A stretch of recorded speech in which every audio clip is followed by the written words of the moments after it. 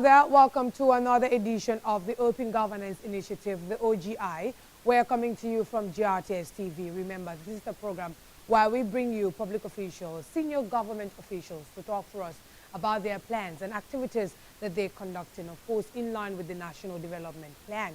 My name is Fatu Ali Kamloshi, and don't forget we're streaming on our social media platforms, also on satellite. We've been following comments and suggestions you've been sending to us on our social media platforms. Keep following us as we'll be giving you updates regarding the show and others as well. Today on the show, we're looking at the Ministry of Foreign Affairs, and here with us to talk about this ministry is the Permanent Secretary himself at that same Ministry of Foreign Affairs, International Cooperation and Gambians Abroad, and he is Mr. Suleiman Omar Njai. When we come back from this break, Mr. Njai is already seated here and ready to expand the conversation. Stay with us.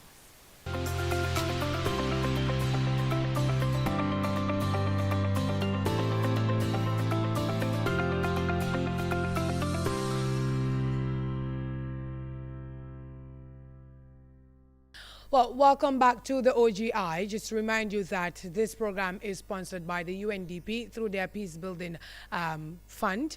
And of course, my name is Fatu Eli Kamloshi. We're coming to you from GRTS. Right here on the program today, like I said in the beginning, is the Permanent Secretary at the Ministry of Foreign Affairs, International Cooperation and Gambians Abroad. And the Permanent Secretary, Mr. Suleiman Omar Njai, is already here with us. PS, welcome to the OGI. Good afternoon. Thank you for having me. Very well. Now, first of all, take us through your mandate as a ministry and the role of your different departments in fulfilling this said mandate. The Ministry of Foreign Affairs is the institution of government that is mandated to conduct the international relations of the Gambia through diplomacy. The Ministry of Foreign Affairs, International Cooperation and Gambians Abroad is segmented into various departments. You have the Office of the Minister. You have the Directorate of African Affairs, the Directorate of European Affairs, the Directorate of Asia and Oceanic Affairs, the Directorate of Middle East Affairs, the Directorate of America and the Caribbean, and the Directorate of Diaspora, and the Directorate of Protocol and Conference Services, and the Directorate of Administration and Finance. And you're very much active in all these different areas. Yes, and also under the Ministry of Foreign Affairs, you have 24 diplomatic missions, embassies. Right. Now, talk to us. Of course, we would like to start off as the Foreign Affairs Ministry.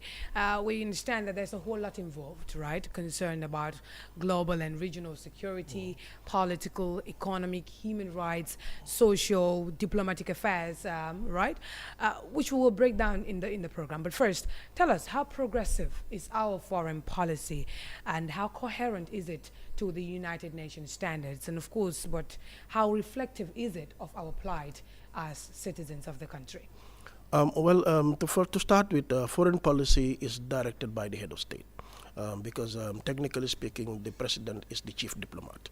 The Minister of Foreign Affairs is the executor of the country's international relations. Okay. By that, he's the technician that is charged with the responsibility of conducting the country's diplomacy. But in all understanding, the head of state directs foreign policy. How?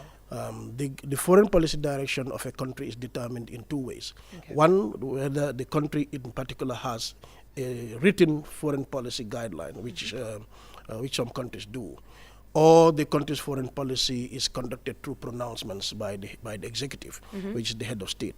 Okay. For the Gambia, during its existence, it has never really had a foreign policy document per se. The Gambia's foreign policy has always been guided by the executive's desire to conduct its international relations in a particular manner, which is also determined by the relationships it has with countries and its memberships of certain international organizations. And this procedure is also widely accepted? Oh yes, it's the international norm and standard. Because if you, from independence, the country's foreign policy has always been anchored on non-alignment. Okay. Meaning that the Gambia doesn't belong to any specific bloc. By bloc, I mean in the past, during the First Republic, you had the capitalist and the socialist bloc, headed by the United States on one hand and also the Soviet Union and China on the other hand. But the Gambia has always pursued its interest on the ambit of non-alignment. And it has always been a member of the non-aligned movement under the UN. And this has been working well for the Gambia? It has been working well because as a member of the UN, we belong to certain different groupings under the ambit of the United Nations. And one of these bodies is the non-aligned movement, which the Gambia is a part of, because of its stance in conducting its international relations by virtue of its non-aligned stance to any of the different blocs. This has changed because with the collapse of the Berlin Wall and the disintegration of the Soviet Union, and right now you only have an international system that is guided by different interests, driven by capitalists on one hand, and also very few socialist doctrines, principally from China and some few other countries which consider themselves a socialist bloc. Interesting. But the Gambia poses its interest based on its own development aspirations as a country. So it forges its own alliances and its partnerships based on what its development objectives are. This has been the way the Gambia has been conducting its diplomacy and its international relations over time. So most of them are coming from the executive, really. He's directing. Oh yes, the head of state directs foreign policy, because as head of state he determines where he wants to take the country to, and the Ministry of Foreign Affairs is the tool that he uses to conduct the country's international relations. The Gambia's foreign policy has actually shifted, has had shifts over the period between independence and now. Especially during the Second Republic, where you had cleared shifts in foreign policy for certain obvious reasons. It's either economic or political. But in the First Republic, the Gambia's foreign policy was anchored on good neighborliness as a start, having very good relationships with countries in the sub-region, and being a member of the United Nations, the OAU, then the Organization of African Unity, ECOWAS, the OIC, and so on. During the Second Republic, this continued, but then there was a shift, deliberate shift in policy in certain instances, because we can remember the Gambia was removed from the membership of the Commonwealth at some stage. The country was declared an Islamic Republic. And this was the decision of the executive. This was the decision of the executive. And the Gambia moved from having bilateral diplomatic relations with mainland China, and then established diplomatic relations with Taiwan. Currently, as we speak, the Gambia's foreign policy is virtually reverting to the status quo ante as it was in the First Republic, because the current head of state has decided that he wants to return back to the normalcy, what he calls normalcy, by re-engaging development partners, some of whom the Second Republic had decided to put aside, and registering the Gambia back into the Commonwealth, and fostering good neighborliness. Fostering good neighborliness is one of the principal tenets of the Gambia's foreign policy as we speak, because His Excellency the President has laid a lot of emphasis on having good, cordial, and beneficial relations, mutually beneficial relations with the countries in the sub-region, particularly the ECOWAS bloc. That is why you have seen him undertake several trips, Senegal, Ghana, Nigeria, Guinea-Bissau, Mauritania, Guinea-Conakry over the period. And this is showing us the direction that our foreign policy is taking in recent years. Oh yes, we've also re-engaged development partners. Some of the relationship had been a bit dormant in the recent past. So what's the general signal in terms of the direction that this current executive is taking in shaping this new foreign policy? Yeah, of course, reshaping the new foreign policy is determined by the Gambia's development aspirations. We have a national development plan, and if you look at the NDP in particular, a good portion of it is externally funded. So this means that there has to be a basis, and the basis is the development cooperation agreements we have with the traditional development partners and the bilateral partners, particularly China, India, Japan, and the European Union countries as a bloc, and also some key partners in the Gulf. The UAE, Qatar, Saudi Arabia, and so on. So this has been guiding the country's engagements since 2016 to date. And going by international standards, this is the best practice, would you say? Oh yes, best practices are determined by a country's interests. What you consider your best practice might not be the best practice of another country. Is this in our best? It is in our best interest and as a best practice that we engage the international community by having re-engaging development partners and also forging new alliances and partnerships. They don't necessarily have to be countries. They can also be entities which are not sovereign nations. We have traditional relationship with the IFIs, the World Bank, the IMF, and the multilateral institutions such as the EU, ECOWAS, and the OIC, and the UN in general. So these cooperation has continued, and these engagements have continued, irrespective of the shift in certain aspects of our foreign policy. State actors. Yes. Very well. So let's just shift a little bit, because like I said in the beginning, there's a whole lot incorporated in what you do as the Ministry of Foreign Affairs. Let's talk about security here. How passionate is this ministry in advising against any form of external interference, at our borders, and against any form of, external dominance, which could or may be a threat to national security? Currently, I don't think there is any external dominance of any form regarding territorial integrity. There might be external threats because terrorism is one thing that we are all aware of. The Gambia, given its geopolitical relations with particularly Senegal, it is in the best interest of both Senegal and the Gambia to make sure that security is an entity that they both consider seriously. I wouldn't say that the relationship, particularly with Senegal, is one of interference in our security. No.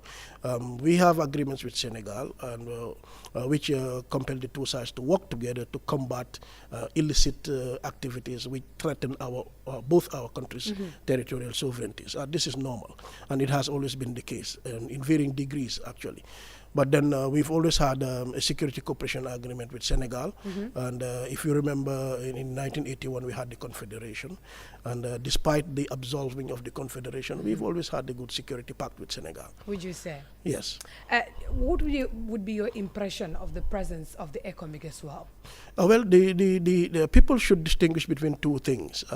People should distinguish between the presence of the Senegalese forces as Senegalese soldiers and the presence of Senegalese forces through an ECOMIG mandate. Okay. The ECOMIG mandate is a decision that was taken by the heads of state of ECOWAS to have a stabilization force in the Gambia, which is the ECOMIG.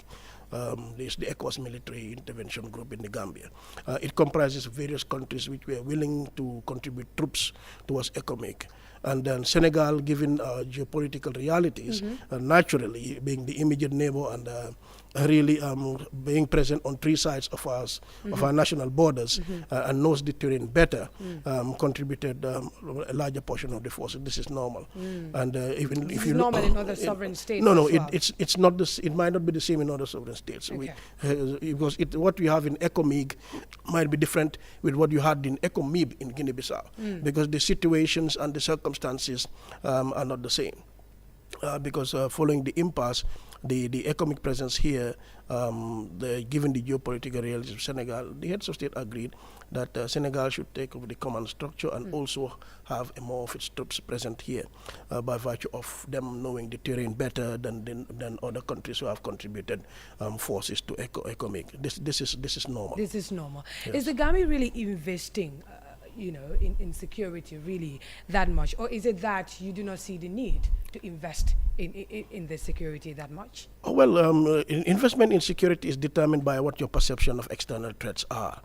The Gambia has always really invested in its security forces, especially the military. If you follow current trends, there's a lot of support that has been coming to the Gambian military through the African Union support, through the security sector reform, through the Turkish interventions, and through bilateral arrangements with Saudi Arabia, Qatar. Most of these countries are providing support to the security sector reform. And currently, there's a lot of assessment being done. The current CDS has been undertaking a tour. These are to identify where we have challenges and try to see how best we can remedy them. I mean, it's very, very interesting, right? Because when you look at the whole security, like you mentioned, it's really determined by, the amount of threat, or to what extent that you're expecting any form of threat at your borders, right? So would you say our situation, of course, we all know that Gambia is a very peaceful country, but we already have other external forces. Would you say there are external forces here that are controlling the borders at the moment, or these are still our people, and even though we are in different countries, but then they in fact import into this country, it's still the same agenda?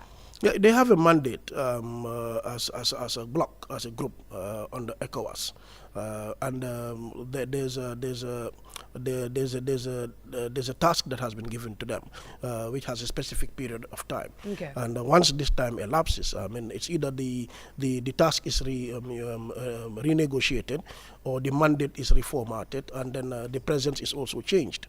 But then until the end of 2021, you have the ECOMIG presence in the Gambia. After 2021, that will be determined by the heads of state when they meet at their level as an authority. Interesting. Yes. Now, going into international corporations, of course, now a global collective approach is very much essential for any developing country. And we've established that in the beginning, especially how well you take on investments, right? And as well partnerships from advanced nations. And have they been really forthcoming in recent years? How has your collaboration with advanced countries been in recent years? If you look at the 8 strategic priorities under the NDP, particularly Strategy 8, that has to do with promoting private sector growth and also looking at foreign direct investment, you will realize that the NDP is very much anchored on foreign direct investment, because foreign direct investment does 2 things. It injects capital into the economy and also creates jobs. So it's quite a significant component under the National Development Plan. And the Ministry of Foreign Affairs' role in this is one of facilitation and coordination. Because as you know, in 2020, the African Free Trade area agreement was signed by our ambassador in Addis Ababa, and under ECOWAS, the economic liberation, trade liberation schemes, and all these other protocols and agreements are being signed to facilitate regional integration. And the principal aspect of regional integration is trade. And there's a lot of debate on the trade with ECOWAS as a bloc. And because you also have the economic partnership agreements with the European Union, especially in the areas of agriculture and also in the areas of trade in fabrics and other things. Even though there's a lot of debate as to the viability of the economic partnership agreements with the European Union, some countries have different interests, and these interests are brought to the table in negotiating for different components under the economic partnership agreements. And in negotiating these different interests, what would a country, a small country like Gambia, small country like Gambia, also a sovereign state. Remember, every country, irrespective of its size, has one vote in on the international arrangements, whether it's at the level of the UN, at the level of ECOWAS, at the level of the AU. It's one vote the Gambia has, and bigger countries like Nigeria also have one vote. So really, the Gambia's interests in terms of investment promotion is determined by what it feels is its requirements in terms of capital flows to various sectors of its economy, primarily agriculture, energy, and infrastructure. These are the heavy loads, and really, if you look at the conduct of business at the level of ECOWAS and at the level of AU, the debate is now centering on intra-African trade, because most of our countries, even at the level of ECOWAS, there's a lot of comparative advantage. Each country has a comparative advantage. So rather than putting a lot of emphasis on trade with the development partners like the EU, why don't we trade among ourselves? Why don't we focus on manufacturing at domestic level and also trading among ourselves? This is the debate that is taking center stage at the level of the AU on the Agenda 2063. The debate is very rife as to whether the African continent should continue dealing with development partners on the basis of the arrangements that were there since the colonial period, whereby African countries produce agricultural products as raw materials and then sell these products to developed countries who will convert this product by through value addition and manufacturing and sell these products back to Africa. Why can't the African continent we want to manufacture on its own and consume on its own? We're not saying that the continent shouldn't trade with the EU or other blocs existing in the world, but then the trade among ourselves based on our comparative advantages, we feel is also going to be very beneficial for our development. Interesting. And the non-aligned movement, which I made reference to earlier on, in which the Gambia is a member, which doesn't align itself to any particular blocks or interests, is the one that's preferring that why don't the countries, particularly developing countries, quote unquote, start venturing into intra-African trade or trading with the Southeast Asian countries or other non-aligned movement countries, and focus on manufacturing, both for domestic consumption and for export, rather than just depending on exports from advanced countries. And even before you go there, you here at our borders here, between Gambia and Senegal, the tension that actually rises from the everyday trading activities at that border. Is the ministry really aware of this? Of course, how you're working with the Ministry of Trade just to make sure that it is in fact conducive, because we're just talking about the sub-region, even going beyond. Well, there's the one thing that has attracted a lot of border trading activities is the opening of the Trans-Gambia Bridge. Because these are integration moves that has been undertaken, because the bridge facilitates integration. Do you think it would anyway ease what the it is a conduit of development, because if you, with time, the satellite, there'll be a lot of development around the localities which are within the proximity of the bridge.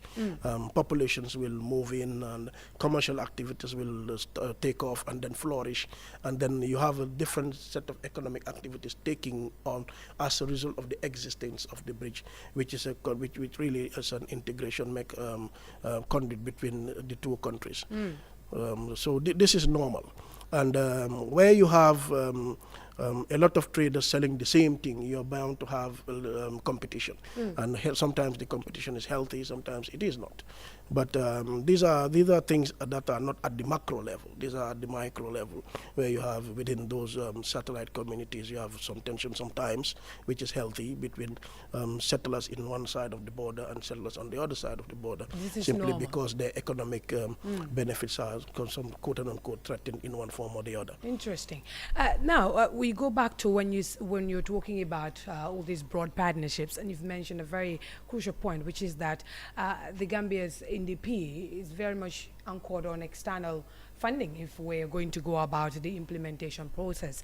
These many partnerships, have they been scrutinized enough to not get the country in any further debt distress, right, as a result of lack of transparent loan or support terms? How keen is the ministry in advising against these, implicit loan terms, if you may put it? Well, the NDP is financed in principally three ways: domestic financing, counterpart financing, and also external funding, and also innovative financing. So there are four key ways in which the NDP is being financed. Okay.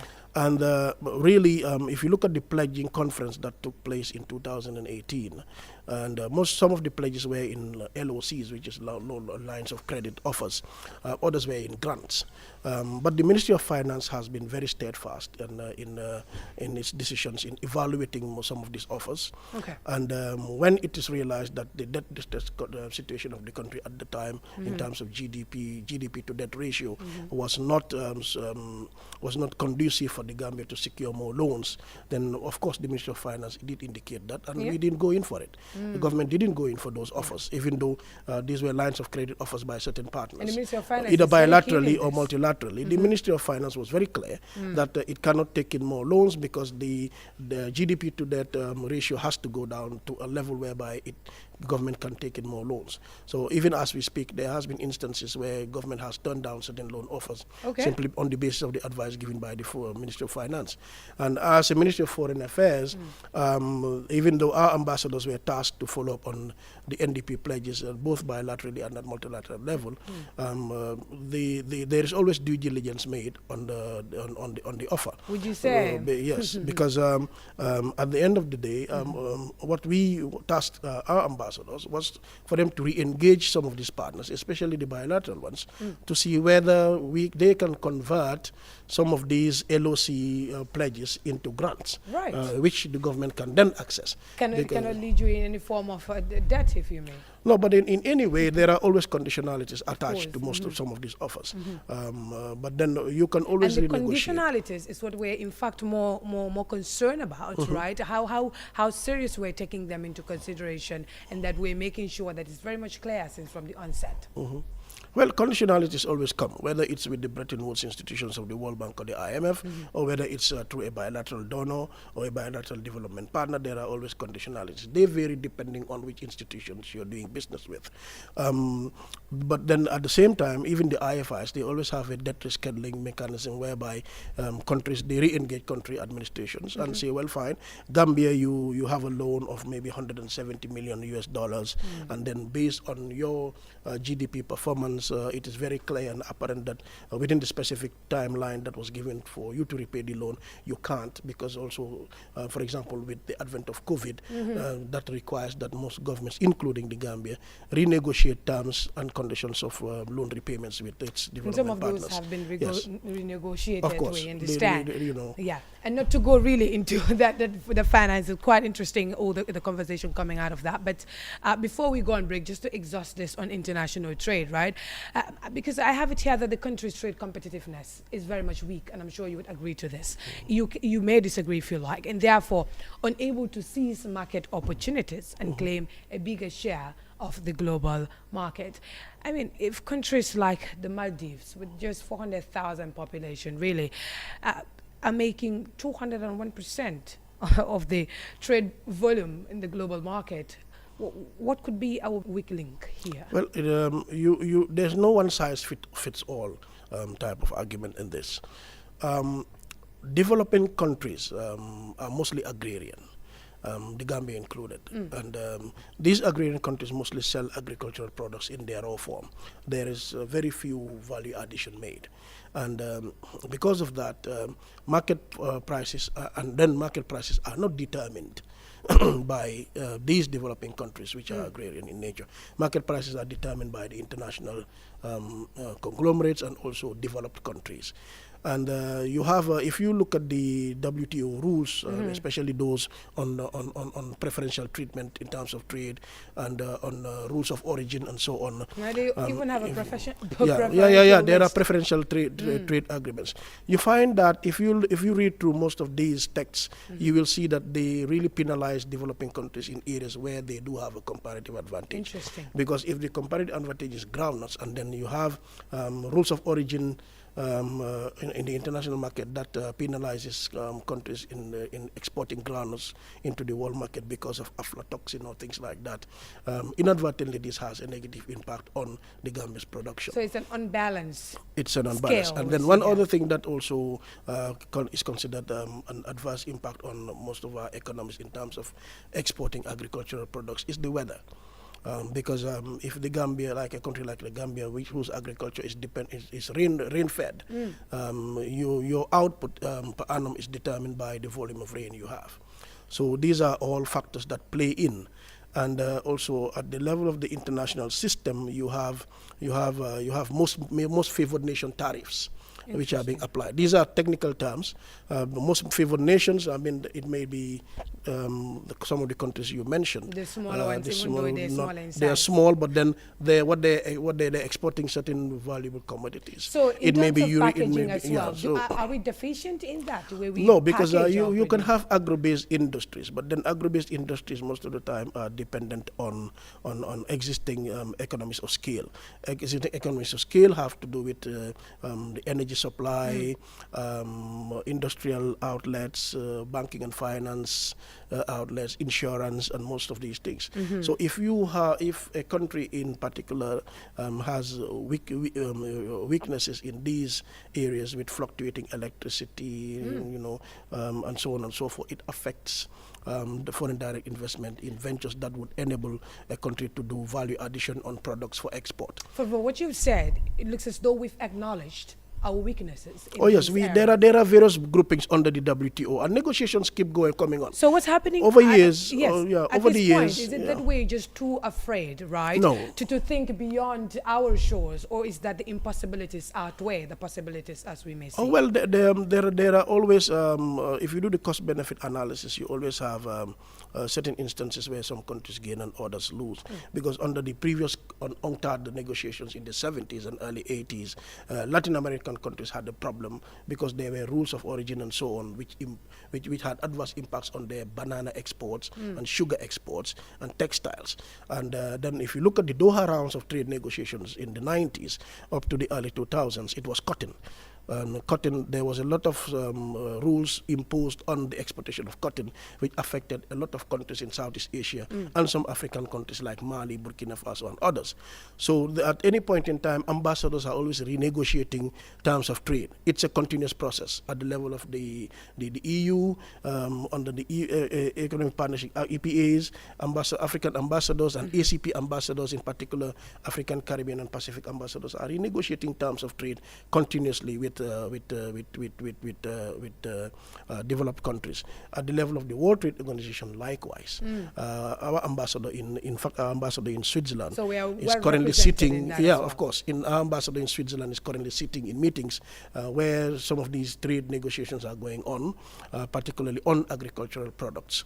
So these keep going on, and different groupings which form the international market, whether they're African countries under the ACP or whether they're Latin American countries, they have their block interest that they are pursuing. So renegotiations of trade, terms of trade, and trade financing is always something that is ongoing. In our case, what can we expect to be the outcome once all these, conversations around? Well, if you look at it, we are not fighting as an individual country. We belong to groupings. Like you have bigger is better, yeah? Yes, yeah, because you have the AU group of ambassadors negotiating, you have the ECOWAS group of ambassadors negotiating, you have the African, Caribbean, Pacific group of ambassadors negotiating, particularly on agricultural products. Okay. So each bloc has its own interest they put on the table, but at the same time, in doing this, they have to take into consideration the comparative advantages of all the countries that make up the bloc, so that you make one submission, because the divide and rule technique that has been used for so many decades will no longer hold. And one perfect example had been the Doha round. The Doha round went over 6 rounds of negotiations because the ACP group was very strong on its position regarding cotton. So was Southeast Asian group, the ASEAN group, that we have to renegotiate because the terms of trade are not in our favor. They are skewed, but then they're also in the favor of the European countries. And remember, the EU bloc is subsidizing farmers. Even though it's at 1%, but what they subsidize in farmers, it has been realized. And studies have shown this, particularly studies conducted by Oxfam and some of these other organizations has shown that by increasing its international trade by 1%, the African country stands to benefit more than receiving 1% of aid from the developed countries. And once they subsidize their farmers, and then there's a lot of dumping, which most of these blocs are fighting at the WTO, because, for example, you produce dairy products. Most countries in the southern part of Africa produce dairy products, and then the market price for dairy products is not determined by them. And if you have countries producing in surplus in Europe because their farmers are subsidized, these products are dumped on the international market, which pushes prices down. And when they go through most favored nation tariffs and other trade barriers, which does not grant full access to products from Africa to international markets, it ends up affecting adversely our economies. So our trade balance, our balance in trade figures go down, and then automatically this affect our gross domestic product and our GNP at some point. So this has been the case. Very well. Still here with us in the studio is the Permanent Secretary at the Ministry of Foreign Affairs, International Cooperation, and Gambians Abroad. With that, we go on a short break, and when we come back, we have a lot more to discuss, including questions you've been sending to us on social media.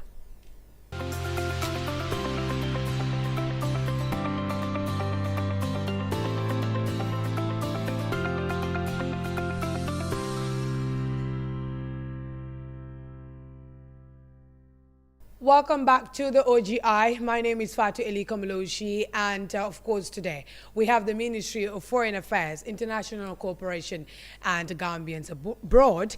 Representing that ministry on the show is the Permanent Secretary, Mr. Suleiman Omar Njai. And of course, before we went on the break, we were discussing very interesting things around investment, trade, and just making sure that our foreign policy is progressive and in line with current realities. And the Permanent Secretary has been pretty much delving into those issues before we went on the break. But P.S., it's been interesting, all the conversation that we've had so far. As a matter of fact, let me just ask, how involved is your office in just scrutinizing land use to any foreign investors for appropriation, right? And just making sure that investment is balanced and transparent. Do they in any way pass through the Foreign Affairs Office? Of course, their ministry is relevant to this, but we're talking about investment from external sources. Well, in terms of land use, we are not engaged. That's purely the mandate of the Ministry of Lands and Regional Administration. And we have a lot of engagement with GAIPA, and our ambassadors, by virtue of them being ambassadors extraordinary and plenipotentiary, they are mandated to promote investment and also to engage with foreign investors who wish to invest in the Gambia. At the same time, when they are approached by investors and or when they engage investors, they always conduct a due diligence at their level, and then the ministry, like I said in the beginning, our mandate is that of a facilitator and a coordinator. So we engage all sectors, and when it comes to foreign direct investment, our role through our diplomatic missions is to promote investment into different sectors of the Gambian economy, particularly agriculture, fisheries, energy, and tourism. So, and our ambassadors are fully mandated to undertake tasks that are relevant to foreign direct investment in any sector in the Gambia. So, but most of the time, when we engage, when the missions engage these foreign investment investors, they report on them, and then the agency that we put them in touch with is the GAIPA, the Gambia Investment Export Promotion Agency. And they've been doing coordinating that. Oh yes, they have been doing that. Very well. They've been doing that. Let's just shift to other issues now, right? And you tell us how you are cooperating with other ministries, so just working with other ministries to make sure that Gambians in the diaspora could really meaningfully invest, considering the high remittance figures. Well, if you look at the remittance figures, especially at the national level and also at the continental level, diasporans are an important component of national development. Certainly. That is why in promulgating the National Development Plan, the President was very clear to have the diaspora as the 8th region of the country. By that meaning that it significantly shows the importance that he lays on the diaspora as an instrument of national development, because these are Gambians. They're outside. It's not just about remittance flows, during festive periods. Most of these Gambians also do have skills that government could use. It's either they're in the international system, working in international organizations and supranational bodies, through which the government can tap to either network and use their presence in those organizations to facilitate the development cooperation objectives. Anyway, you are reinforcing yes, that? Yeah, of course we are doing that. Okay. Or these are Gambians privately existing in some parts of Europe and the United States and other parts of the world, whereby they have specific skill sets which can benefit the Gambia's socio-economic advancement. And this the ministry has been doing in various ways, either using the embassies to engage these Gambians where they are and facilitate. Because, for example, if you have a Gambian in the African Development Bank and he's working in the loans department or he's working in the financing department, and then he sees that there's financing that is going to be disbursed through a basket fund at ECOWAS, he can tell a colleague here that, look, oh, this is coming, and then it's an opportunity that the Gambia can tap, and then through networking you can facilitate and then get. So you've been working with them. Has it been enough, or there's way more to be done? There's more to be done, because there are a lot of opportunities out there. There are also private Gambians who organize a lot of schemes back home, mostly benefiting the health and education sector through materials being given and scholarships and so on and so forth. So this has been happening. The ministries, one of the ministries' mandates is usually to organize a diaspora conference. We had wanted to do one last year, but with the COVID, we couldn't, because we see the diaspora as a potential that the government can tap, for its national development priorities. You're, of course, responsible for Gambians abroad through your various embassies, like you mentioned. How well do you ensure their safety and just human values, not forgetting the case of deportees? As refugees. Yes. What we normally do is we always advise Gambians, wherever they are, to go to the Gambian mission in those areas and register as Gambians resident in a particular area. Okay. Because there is what is called concurrent accreditation for our embassies. They exist in certain capitals, but they also they might cover several other countries. Like France, it will cover Hungary and some of the other countries. So Gambians resident there can actually register with the Embassy of the Gambia in Paris as Gambians in Helsinki, or as a Gambian in Budapest, and where you have your coordinates and your contact details, so that if there are issues, you can always reach out to the embassy. Okay. Where we don't have a Gambian mission physically present, we have honorary consuls in some of these capitals, and they represent the Gambia's interest. And what they do is we ask Gambians to liaise with them if there are any problems. Has this been well coordinated? Oh yes, it is. It has been there. It has been in existence for decades. We've always had embassies and honorary consuls in certain capitals for outreach where we don't have physical diplomatic missions present. This is normal. Because under Vienna Convention 1963 on consular relations, you can have honorary consuls and consulates in different countries. They may not be full-fledged embassies, but these are offices or headed by Gambians as a consulate, or headed by nationals of a particular country in an honorary form to provide services for Gambians resident in those areas. In the case of intended deportees, this is a whole lot of contentious issues, especially in recent years. Well, I think there's a lot of spin that has been put into it of recent social media platforms. The issue of deportations is quite a sensitive one, even though there's a lot of misinformation surrounding it.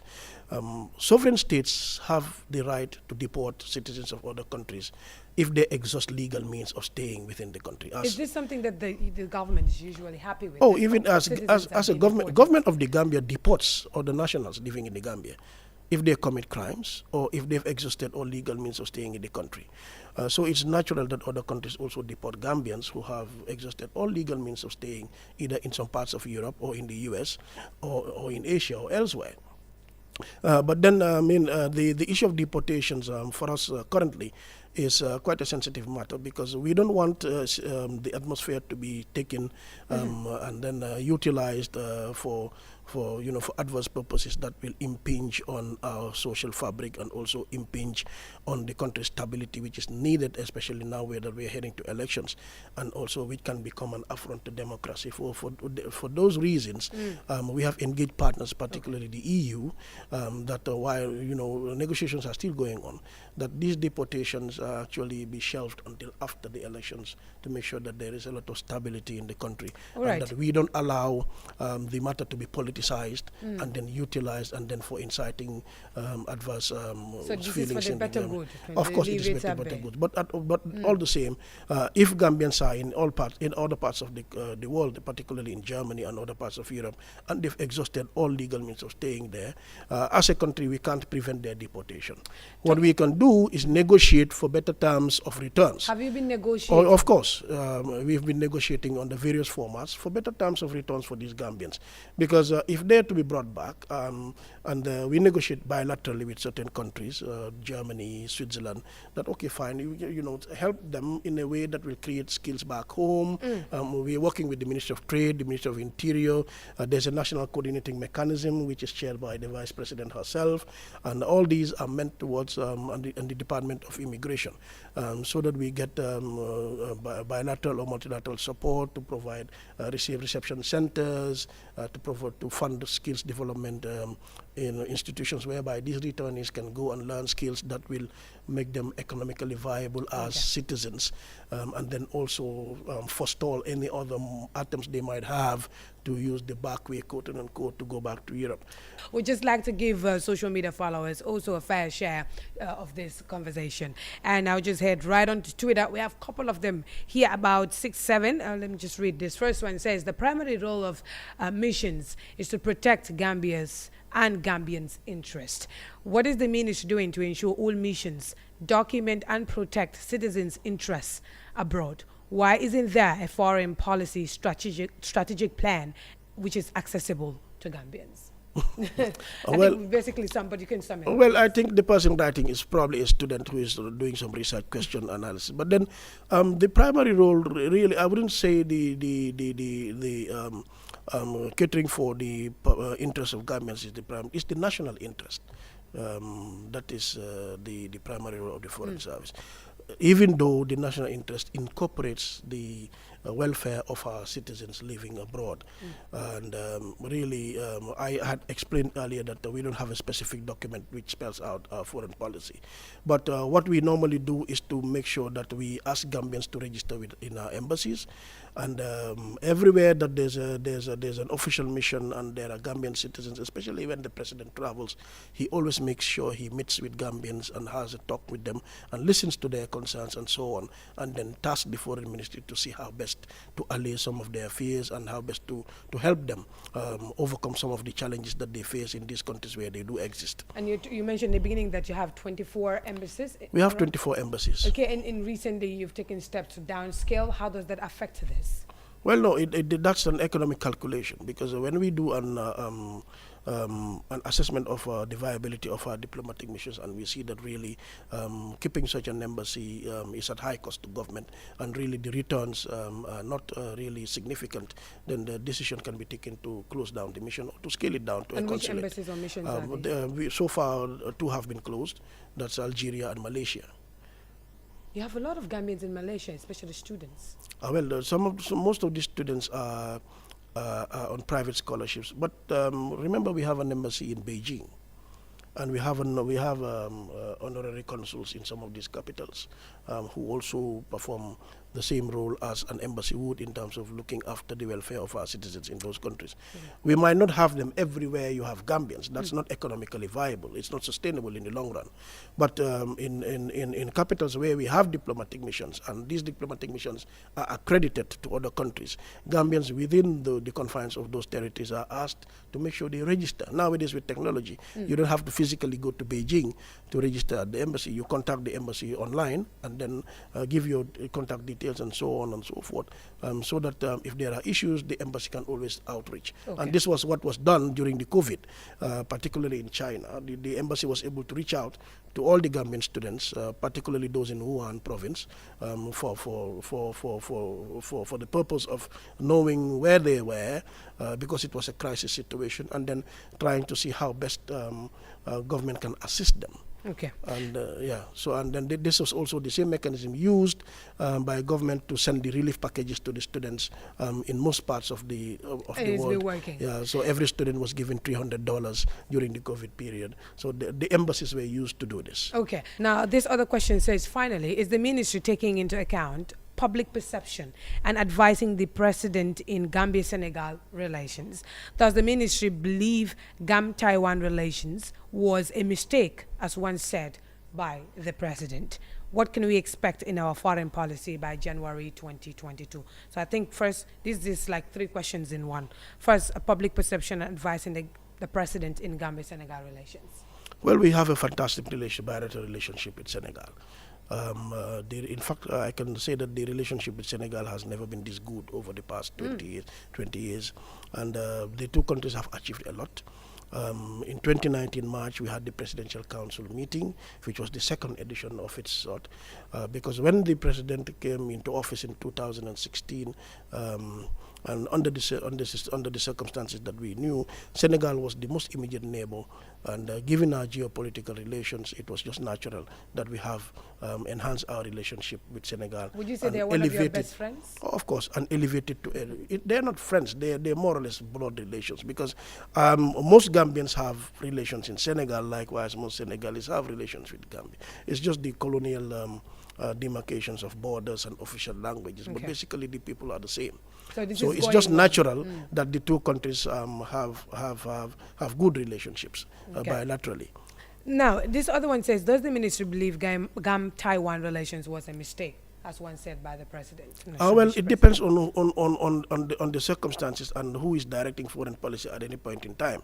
Under the Second Republic, it was more economically viable to engage Taiwan than mainland China, and that's what the president thought at the time.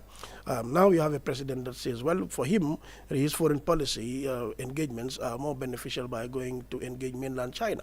So these are individual state options that countries explore. Yes. Now, this other one says, when will the ministry publish agreements between the government of the Gambia and other governments, just like the State Department does? Does the ministry have any plan to ensure missions use digital diplomacy? Why do most of the missions lack or have obsolete websites? Well, so your communication, the promptness of your communication. Well, that's a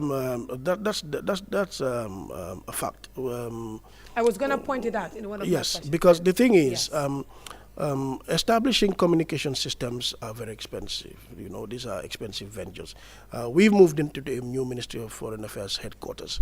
Right now, we are building a ministry website or the information systems, and these are costing millions of dollars. They can be budgeted for, they can be negotiated with partners. The ministry is also building a website for every embassy, and these websites will be synchronized with the ministry's website. So, and a lot of work is already going into that. We have an IT department that is fully engaged and has been in constant contact with the embassies to make sure that these websites are set up. Information is provided, and in fact we are going to have a particular grid just for the Gambians in the diaspora. So does that mean we expect that this time around, once all that is up to be very proactive? It depends on it depends on the funding you have, really. I mean, Gambia is a resource constrained country. If you look at the budget of the foreign ministry over the past 3 years, it has dwindled almost by 50. Currently, for 2022, we have about 48% of our 2019 budget for operations. So you can imagine the resource constraints that we are faced with. And really, the intention is to really do and have an outreach mechanism that will be accessible to all Gambians outside the country. Some of the embassies used to have websites, even though the dormancy of a website is also dependent on whether the staff at the mission, somebody is dedicated enough to be populating the website on a daily basis or on a weekly basis also. But then so now we are working. Of a communication deficiency. Yeah, there's a communication deficiency not because people are unwilling to communicate, but then the wherewithal to do that has been the problem due to financial reasons. But that's something that we are working on, and hopefully in another year or so, all the embassies will have up and running websites, and then people will be able to communicate with them online and so on. We're running out of time. It's quite a lot of questions here, but just in 20 seconds, what can we expect in our foreign policy by January 2020? Well, that will be determined by the president. I was expecting that. That said, P.S., before we let you go, tell us what has been the ministry's biggest achievement since 2017, and what can we expect in the coming years? Well, 2017, the ministry was able to advise government to reach out to development partners. That was successfully done. President Barrow was received in Brussels by the three most senior people at the European Union. There was the pledging conference in 2018. We have a lot of grants and loan agreements and grant agreements, unprecedented over a short period of 4 years. Some of our development objectives were funded, and there was a lot of financial assistance. The Peace Building Commission of the UN provided government with $20 million just for security sector reform. There has been the stabilization from 10 million euros from the Germans, and there's been a lot of physical cash present yes. No, they're not proclamations. These are funds that were disbursed for the use of the government for specific purposes, and there's been a lot of support coming to from the various quarters, and there's been a lot of bilateral support also coming to the country. The security sector reform is ongoing. The ministry had its role to play. Development cooperation is smoothly going on with development partners, with bilateral partners. China and India are key the bilateral partners of the Gambia, and really there's a lot that if you look at the infrastructure projects going on, you look at the support that has been coming from other bilateral partners, and government's efforts in trying to make sure that basic social services are provided through a lot of domestic resource mobilization and also bilateral financial support. I like that it is a domestic resource mobilization, because in the very short to long term, relying heavily on this external support, is it really sustainable? Currently it's not sustainable, because if you look at the adverse impact that the coronavirus pandemic had on our development objectives, because where, for example, you had agreed on a particular development program with a donor or with a partner country, and then when COVID hit in 2019, that means that what you had projected in terms of support is not going to come, and then that means you have to renegotiate your development cooperation package with that particular donor. And that notwithstanding, also government had to sweep and move a lot of resources domestically for COVID as a COVID response plan. So this has affected sector budgets in various instances, and then what was available to many sectors to undertake programs and projects in 2018, 2019, 2020, 2021, this was not available. So you need to reprioritize. So even though the NDP is going to be phased out in 2021, government is working on a successor plan which would take into consideration the dynamics of a post-COVID environment. So that means government has to reprioritize its objectives and also redefine its engagements with its traditional donor partners and its bilateral partners. At the end of the day, if you don't have the economics of your means, you should actually undertake the means of your economy in trying to really undertake what you should as a state. But then the human development is always at the primary, given primary importance insofar as government development cooperation is concerned. So we can be optimistic as well as a people. Yeah, of course, but then with the third wave of the COVID, there are a lot of uncertainties. So, and this will determine to a large extent how government is going to execute its development cooperation in 2022. The COVID-19 will really have a determining say on how it's going to be done and what is to be expected and how it's going to be undertaken. Very well. I'm sure that would be the same for other countries as well. But Permanent Secretary Suleiman Omar Njai, it's been great having you in our studios. Many thanks for passing through. You're most welcome.